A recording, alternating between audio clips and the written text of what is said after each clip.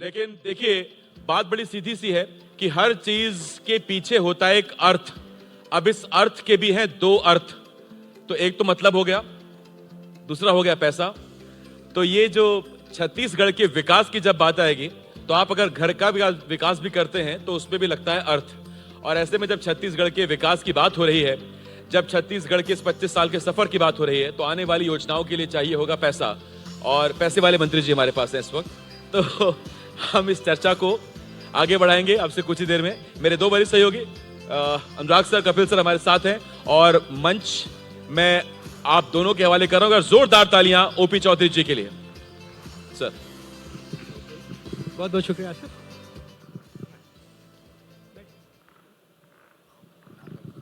जी, कपिल, अनुराग। अच्छा,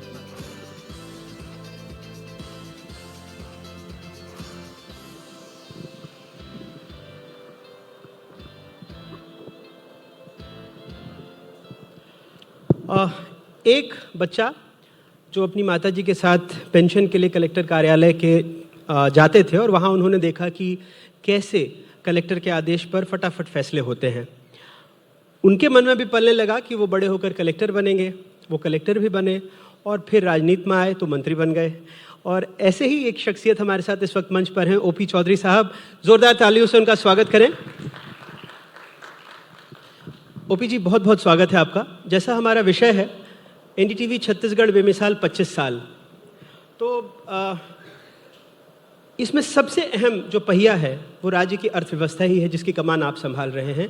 तो इसके रोड मैप को लेकर के अगर हम शुरुआत कर सकें। जी, एक्चुअली आज की जो पूरी दुनिया है अनुराग जी, वो पूरी तरह से आर्थिक है। उसमें आर्थिक विषयों का सबसे ज़्यादा बड़ा रोल रहता है। चाहे किसी राज्य की विकास की बात करें हम, चाहे किसी देश की बात करें, और इवन आजकल इंटरनेशनल रिलेशंस जो अंतर्राष्ट्रीय संबंध हैं वो भी अर्थव्यवस्था की बुनियाद पर ही तय होते हैं। तो छत्तीसगढ़ निश्चित रूप से आर्थिक फ्रंट पर अपनी पूरी तैयारी करके बैठा हुआ है, और हमारे मुख्यमंत्री जी के लीडरशिप में आने वाले 2047 तक हम जब अमृत काल में भारत विकासशील भारत से विकसित भारत बनेगा, उस क्रम में हमारा छत्तीसगढ़ कैसे कदम ताल आगे करते हुए, आगे बढ़ते हुए कैसे एक विकसित छत्तीसगढ़ बने, इसके लिए एक विजन डॉक्यूमेंट बनाकर छत्तीसगढ़ अंजोर विजन 2047 के साथ हम लोग आगे बढ़ रहे हैं। और उसके लिए आर्थिक फ्रंट पर भी सारी तैयारियां हमारे मुख्यमंत्री जी के लीडरशिप में हमने किया हुआ है। अनुराग जी, छत्तीसगढ़ चूंकि अभी तक एक पहचान ये थी कि वहाँ तो नक्सलवाद है, वहाँ पर जो बड़े इंडस्ट्री हैं वो इस वजह से हिचकती हैं। अब जबकि नक्सलवाद अपने अंत की ओर है, तब आप निवेश को कैसे आकर्षित करेंगे? क्या रोड मैप है आपका? जी देखिए, छत्तीसगढ़ विविधताओं से परिपूर्ण है। हमारा बस्तर अलग है, सरगुजा अलग है। बस्तर सरगुजा दोनों वन्य प्रधान क्षेत्र हैं, फॉरेस्ट, डेंस फॉरेस्ट वाले एरिए हैं। हमारे आदिवासी भाई बहन वहाँ ज़्यादा बहुलता के साथ रहते हैं। और वहीं हमारा प्लेन छत्तीसगढ़ है, वो टोटली डिफरेंट है। मैदानी छत्तीसगढ़ टोटली डिफरेंट है। तो हर तरह के जो यूनिकनेस है उसको हम यूज करते हुए हम आगे बढ़ेंगे। तो जैसे बस्तर जैसे अंचलों के लिए अभी हमने होम स्टे पॉलिसी लेकर आए हैं। इको टूरिज्म, कल्चरल टूरिज्म जैसी चीज़ों को भी हमारी सरकार बहुत तेज़ी से प्रमोट करने की कोशिश कर रही है। जो वहाँ बहुमूल्य वनोत्पाद हैं, माइनर फॉरेस्ट प्रोड्यूस हैं, उनके प्रोसेसिंग पर बहुत सारा फोकस सरकार कर रही है। और दूसरी ओर कहीं कहीं पर जहाँ पर जो उचित है उस दृष्टिकोण से इंडस्ट्रियल बेल्ट भी छत्तीसगढ़ ने डेवलप किए, चाहे कोरबा का अंचल हो, चाहे रायगढ़ का अंचल हो, चाहे जांजगीर का अंचल हो। यहाँ पे इंडस्ट्रियलाइजेशन भी बहुत तेज़ी से हुआ है। जो रायपुर दुर्ग का एरिया है, ये अर्बन ग्रोथ हब बन सकता है। इसके लिए स्टेट कैपिटल रीजन के हिसाब से हम प्लानिंग करके आगे बढ़ रहे हैं। तो अलग अलग एरिया के जो स्पेसिफिक क्वालिटीज़ हैं उसको यूज करते हुए अलग अलग स्ट्रैटेजी पर हमारी सरकार काम कर रही है। इंडस्ट्री में भरोसा कैसे पैदा करेंगे? देखिए, पहला चीज जो आपने कहा कि भाई परसेप्शन की बात सबसे बड़ी इंपॉर्टेंट चीज होती है, क्योंकि आप मतलब हमारे छत्तीसगढ़ का नॉर्थ टू साउथ लगभग 1000 किलोमीटर का डिस्टेंस है। इतना बड़ा हमारा क्षेत्र है।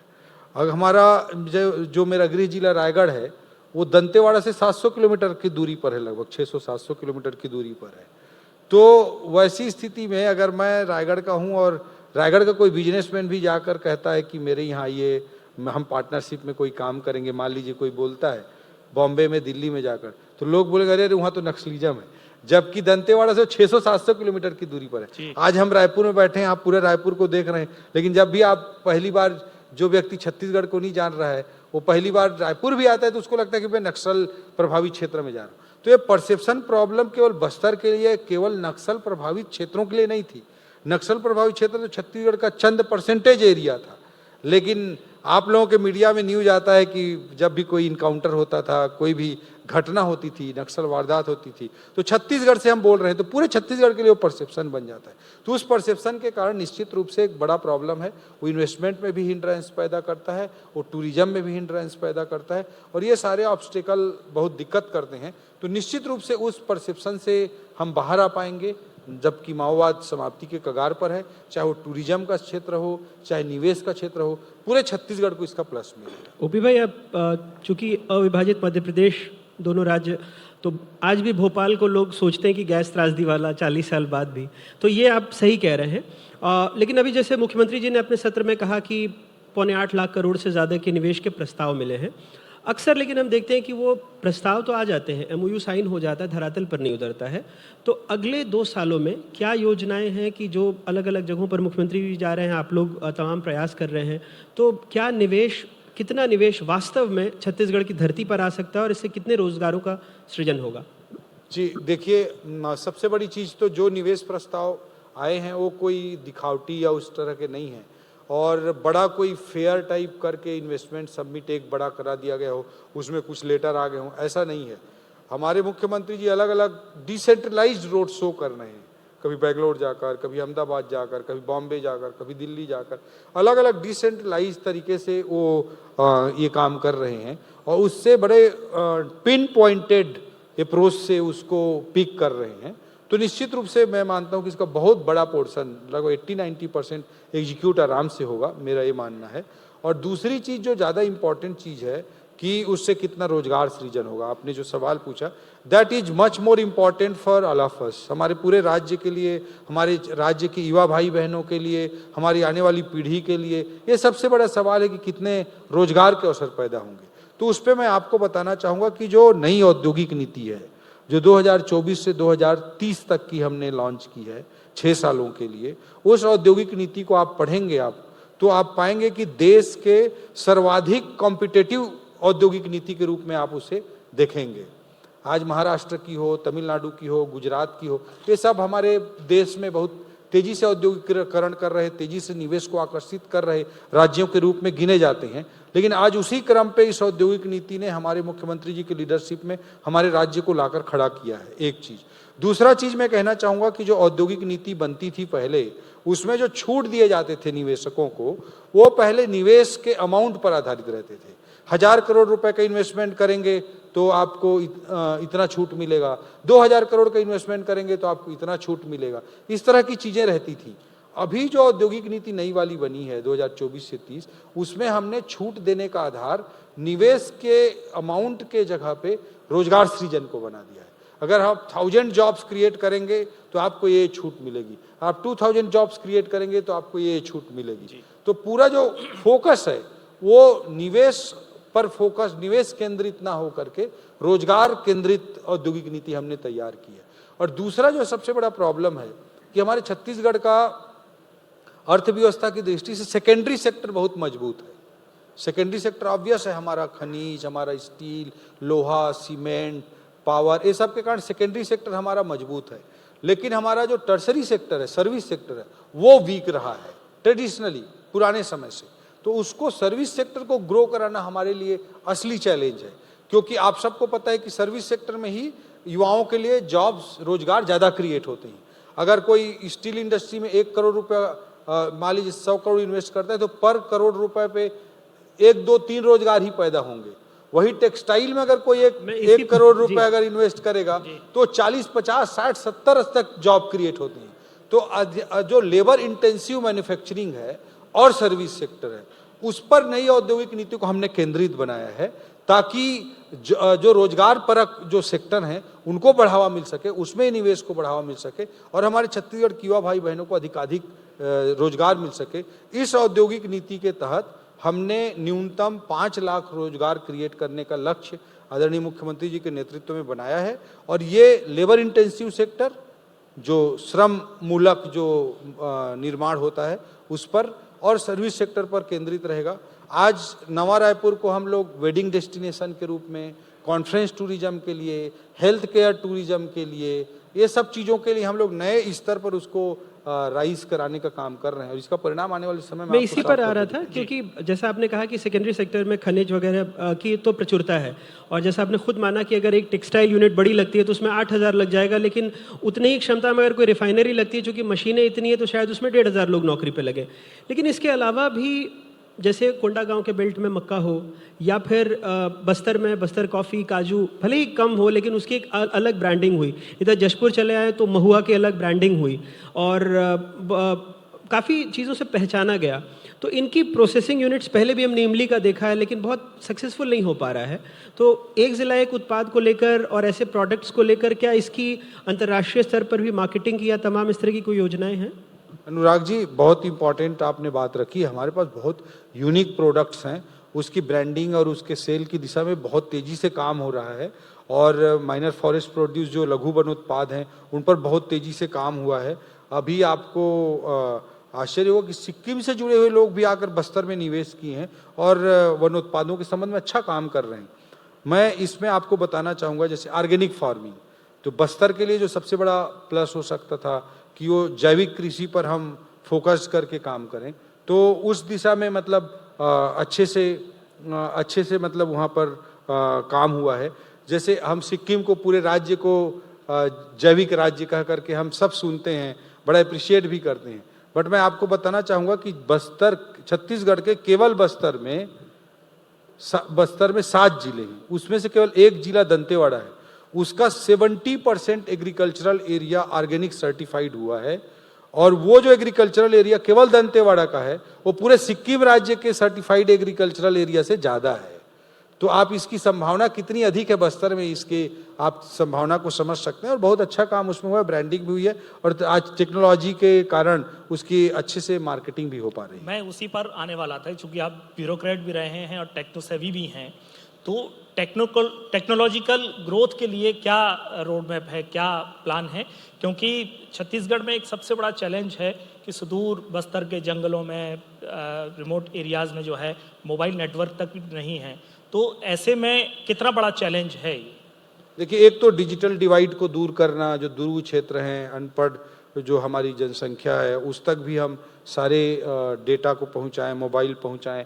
आज डिजिटल डिवाइड पूरी दुनिया के सामने एक बड़ा चैलेंज है, उसका शिकार हमारे दूरस्थ अंचलों में रहने वाले भाई बहन ना बने, इसके लिए हमने भारत सरकार के साथ भी बहुत सारे काम किए हैं। अभी इंडियन मोबाइल कांग्रेस हुआ था दिल्ली में, आप देखे होंगे, उस पर भी जाकर हमने रिक्वेस्ट की थी। हमने वहाँ पर रिक्वेस्ट किया है कि जो PMGSY के नॉर्म्स हैं कि 250 के पॉपुलेशन जहाँ पर है नॉर्मल एरिया में, वहाँ तक नॉर्मल एरिया में टावर लगा दिया जाए, और जहाँ पे LWE अफेक्टेड एरिया वहाँ 100 का पॉपुलेशन है वहाँ पर भी टावर लगाया जाए। ये हमने डिमांड करी है, क्योंकि हमारे राज्य का 44% एरिया फॉरेस्ट एरिया है। अब वहाँ पे और पॉपुलेशन जो है स्कैटर्ड पॉपुलेशन है, बड़ा बिखरा हुआ जनसंख्या है, तो इसलिए एक बड़ा चैलेंज वहाँ पर रहता है। तो इसलिए हमने नए रिक्वेस्ट भी किए हैं, और एट द सेम टाइम मैं आपको बताना चाहूँगा कि इसी बजट में, लास्ट बजट में, हमने मुख्यमंत्री मोबाइल टावर योजना भी चालू की है। अपनी ओर से भी हम संसाधन लगाकर अधिकाधिक डेटा कनेक्टिविटी को पहुँचाने की हम कोशिश कर रहे हैं, ताकि डिजिटल डिवाइड क्रिएट ना हो। तो हमने राज्य से भी अपनी स्कीम बना करके उसको आगे बढ़ाने का काम किया है। जो IT सेक्टर है उसमें बहुत कुछ अच्छा हमारे छत्तीसगढ़ में कभी हो नहीं पाया, तो अभी हमने नवा रायपुर में KPO BPO पर काफ़ी फोकस किया है, बट टेक्नोलॉजी इतनी तेज़ी से चेंज होती है, तो AI का जो जितना तेज़ी से अभी ट्रांसफॉर्मेशन हो रहा है, एक तरह से टेक्नोलॉजिकल सेक्टर में डिसरप्शन हो रहा है, उसके कारण से अभी KPO BPO टाइप की चीज़ें बहुत तेज़ी से एक अलग ही चैलेंज फेस कर रही हैं। But at the same time मैं बताना चाहूँगा कि जैसे AI डेटा सेंटर हम नवा रायपुर में अपने इसी कार्यकाल में लाने में सफल हुए हैं, जिसको भारत सरकार ने फर्स्ट SEZ भारत का घोषित किया है, AI डेटा सेंटर SEZ के रूप में पहला SEZ बना AI डेटा सेंटर का। इसी तरह सेमीकंडक्टर यूनिट भी हमने स्टार्ट किया है। नीलेट, national institute of electronics and information technology, वो संस्था के साथ भी हमने MOU करके नीलेट की संस्था ला रहे हैं, निफ्ट ला रहे हैं, NFSU ला रहे हैं, IIIT ला रहे हैं, IIT आया। तो एक तरफ हम टेक्नोलॉजिकल एडवांसमेंट, उनकी स्टडीज़ को प्रमोट कर रहे हैं, AI यूनिवर्सिटी वगैरह चीज़ों को प्राइवेट सेक्टर से भी हम पुल करने की कोशिश कर रहे हैं, नरसिंह मुंजी, सोमैया जैसे इंस्टीट्यूशन से भी बात कर रहे हैं, इकोनॉमिक्स में गोखले इंस्टीट्यूट से भी हम लोग चर्चा कर रहे हैं अभी। तो इस तरह के हम अच्छे प्रीमियर इंस्टीट्यूट्स को भी लाने की कोशिश कर रहे हैं, ताकि उसका कोई भी इंडस्ट्री ग्रो तभी करती है जब उसका स्किल्ड मैन पावर मिलता है। तो सिलिकॉन वैली का एक इकोसिस्टम है, तो एक इकोसिस्टम है तब सिलिकॉन वैली है। तो उस दिशा में भी हम काम कर रहे हैं, और नए जो उभरते सेक्टर्स हैं, सनराइज सेक्टर्स हैं, उसमें इंडस्ट्रियल पॉलिसी से एक्स्ट्राऑर्डिनरी प्रमोट करके हम उन सेक्टर्स को ग्रो कराने की कोशिश कर रहे हैं, ताकि इस टेक्नोलॉजिकल रिवॉल्यूशन के दौर में हमारे छत्तीसगढ़ पीछे ना रहे। बाकी चीज़ें तो हमारे ट्रेडिशनल बिजनेस, कोर बिजनेस तो अच्छे से पनपे ही हैं छत्तीसगढ़ में, but new emerging sectors, sunrise sectors, new technology, new emerging trends, ये सब चीज़ें भी अच्छे से हो सके।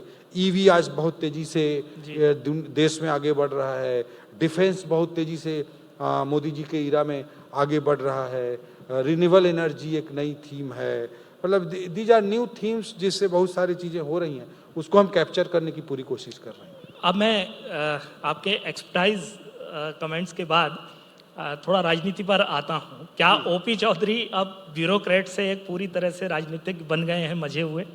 जी, राजनीति में हैं 7 साल से, तो राजनीतिक बनना तो आपके लिए जरूरी है, वो कोई चॉइस का विषय नहीं है। You have to be become political. आपने कहा था कि राहुल गांधी जो हैं वो राजनीति के लिए मिसफिट हैं, तो ये क्या कैलकुलेशन आपने किया था? देखिए, आज के ज़माने में मतलब 24/7 ही पॉलिटिक्स हो सकती है, आप पार्ट टाइम पॉलिटिक्स नहीं कर सकते। जो गांधी परिवार की पॉलिटिक्स करने की स्टाइल मुझे समझ में आती है कि चलो तुम क्लब में रहना, मैं रात को शाम को 7 बजे के बाद पहुंचती हूँ, उससे पहले मैं एक राउंड इंडिया गेट का लगा के आ रही हूँ, वहाँ पे जंतर मंतर से घूम के आ रही हूँ। तो that politics will not work, that is my point. और दूसरा चीज़ है कि जैसे हम मोदी जी के बारे में बात करते हैं, तो आपको एक कंप्लीट एक्सपीरियंस पर्सन बनना पड़ेगा आज के ज़माने में राजनीति करनी है। तो समाज के विषय को, एक इंसान, आम इंसान के विषय को, सब चीज़ों को अनुभव करना पड़ेगा। मोदी जी का लाइफ इसका एक आदर्श उदाहरण है। 15 साल के उनके जीवन को चलिए, बचपन और टीनेजर एज को छोड़ दीजिए, उसके बाद उनके जो 15 साल का समय संगठन में बीता, उसके अगले पहले 15 साल का विषय, 15 साल की उम्र के बाद वो RSS के कार्यकर्ता के रूप में काम किए, प्रचारक के रूप में। तो RSS में जब काम किए तो निश्चित रूप से समाज जीवन से वो जुड़े। फिर उन्होंने संगठन में, भाजपा की संगठन में 15 साल काम किया। तो एक ऑर्गेनाइजेशनल पॉलिटिक्स क्या होता है, संगठन कैसे चलता है, कार्यकर्ता कैसे बनता है, कैसे खड़ा होता है, पॉलिटिक्स कैसे होती है, उसको उन्होंने खुद जिया। और उसके बाद 15 साल खुद एक चीफ मिनिस्टर, वो गवर्नेंस को देखे। तो such type of combination is important in life, तब वो जाके प्राइम मिनिस्टर बने। कोई ऐसा प्राइम मिनिस्टर जिसको 15 साल तक एक गरीबी वाला जीवन जिया हो खुद, उसके 15 साल बाद एक सामाजिक संगठन के साथ जुड़कर काम किया हो, उसके 15 साल बाद संगठन की राजनीति में काम किया हो, उसके 15 साल बाद गवर्नेंस में काम किया हो, और उसके बाद देश का प्राइम मिनिस्टर बन रहा हो। आप तो that is very rare combination. आप तो कलेक्टर भी रहे हैं, रिटर्निंग ऑफिसर भी रहे हैं अपने ब्यूरोक्रेटिक उस पर। राहुल गांधी वोट चोरी का मुद्दा उठाते हैं, SIR पर बहुत सारी है। आपकी क्या राय है, क्या ये जो आरोप हैं वो स्टैंड करते हैं? क्योंकि वो तो पूरा पावर पॉइंट प्रेजेंटेशन दिखाते हैं, उसमें कहते हैं कि देखिए ये ब्राज़ील की मॉडल हैं, वो कई जगह वोट और एक कपिल, में एक सवाल इसी में जोड़ देता हूं कि इसका जवाब आप बतौर कलेक्टर ही दीजिएगा, बतौर नेता नहीं। नहीं, डेफिनेटली मैं मानता हूं कि आज के टेक्नोलॉजी के युग में, आज के भारत जैसे डेमोक्रेसी में, जहां इतनी ट्रांसपेरेंसी है, लोगों को अपने अधिकारों का इतना इंटाइटलमेंट है, यहाँ इतना टेक्नोलॉजी है, उसमें कोई भी व्यक्ति किसी प्रकार के इस तरह के आरोप लगाता है तो उसे बचकाना ही कह सकते हैं हम। दुनिया के किसी भी देश से ज़्यादा ट्रांसपेरेंसी है हमारे इलेक्टोरल सिस्टम में है, हम टेक्नोलॉजी को भी अडॉप्ट किए हुए हैं, और भारत के हर व्यक्ति को इतना अपने अधिकार का बोध है कि उसका अगर वोट देने का अधिकार अगर आप कोई छीन लेगा, कोई राशन कार्ड का कोई अधिकार छीन लेगा तो निश्चित रूप से सड़क पर आकर वो विरोध करेगा। तो ये लोगों के मुद्दे नहीं हैं, ये फेल होती हुई, डूबती हुई पार्टी के नाव क्यों डूबी, आखिर कारवां क्यों लूटा, उसके बचकाने ये जवाब हैं। इसीलिए बार बार आरोप लगाते हैं, अलग अलग तरीके से आरोप लगाते हैं और जनता हर बार इनको जवाब देती है। जो वोट चोरी का एजेंडा लेकर बिहार में गए, बिहार की जनता ने उन्हें बता दिया कि उसके आरोपों में कितना दम था। एक सवाल जवाब के बीच में मैं आपको व्यक्तिगत तौर पर धन्यवाद कहना चाहूँगा। जो दत्तक पुत्र अधिनियम में आपने संतान को कहा है, तो एक बिटिया का बाप होने के नाते और मेरे ख्याल से तमाम जो यहाँ बेटियाँ बैठी हैं उनको इस बात के लिए ताली बजानी चाहिए अगर वो इस अधिनियम के बारे में जानते हैं। तो इसके पीछे मंशा क्या थी और कैसे आपने सोचा, इसके बारे में अगर जो दर्शक देख रहे हैं इनको बता पाए ओपी भाई। जी, लैंड रजिस्ट्रेशन का जो एक्ट है वो 1908 में 1908 में बना था और उसमें मतलब पिछले 50-60 सालों में ढंग से उसकी कोई समीक्षा किया नहीं था। हम लोगों ने पूरे एक्ट के एक एक बिंदु को समीक्षा किए और 1908 के बने एक्ट में लगभग कितने 92 सेक्शंस हैं, 92 सेक्शंस हैं, उसमें से 34 सेक्शंस को हमने चेंज करने का काम किया एक साथ। मोदी जी बार बार बोलते हैं कि भाई पुराने कानूनों की समीक्षा करो, ब्रिटिश रिलेटेड रूल्स को मतलब उसकी समीक्षा करो, तो उनसे ही हम प्रेरित हुए। वो राष्ट्रीय स्तर के कई कानूनों की पूरी समीक्षा कर रहे हैं, पूरा उसको आमूलचूल परिवर्तन कर रहे हैं जो आज समय के अनुरूप हों, रिलेवेंट हों, प्रासंगिक हों। तो उसी तारतम्य में हमने बड़ा काम किया। 92 में से लगभग 34 सेक्शन बदलने का काम किया।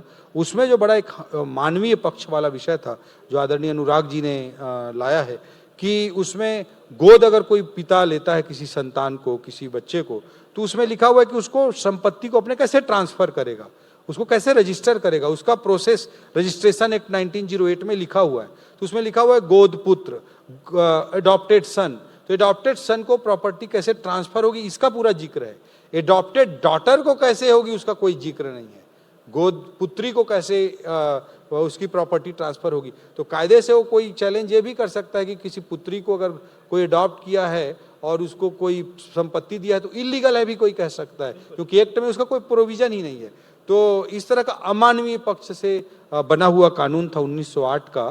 तो उसको हम हमारे संज्ञान में आया तो बड़ी पीड़ा भी हुई, दर्द भी हुआ और बुरा भी लगा और तत्काल हमने उसके बदलने का काम किया और अब एडॉप्टेड सन के जगह हम एडॉप्टेड चाइल्ड कर दिया, गोद संतान कर दिए, जिसमें पुत्र पुत्री दोनों समाहित हैं और बेटियों को भी गोद लेने पर उनको बराबर संपत्ति का अधिकार मिले और उसकी एक वैधानिक प्रक्रिया हो, इसके लिए रिफॉर्म किया गया। ये लीगल रिफॉर्म तो था बट उससे ज्यादा सामाजिक तहे दिल से शुक्रिया। आप उसके बारे में जानते हैं, ये जानकर मुझे बड़ी खुशी हुई। तहे दिल से शुक्रिया जी। अब मैं फिर से बस्तर की तरफ लौटता हूँ। आपने अभी जिक्र किया था कि बस्तर में टूरिज्म की बहुत संभावनाएं हैं, लेकिन नक्सलवाद उसमें बहुत बड़ी समस्या थी, क्योंकि कोई जाने की हिम्मत ही नहीं करेगा।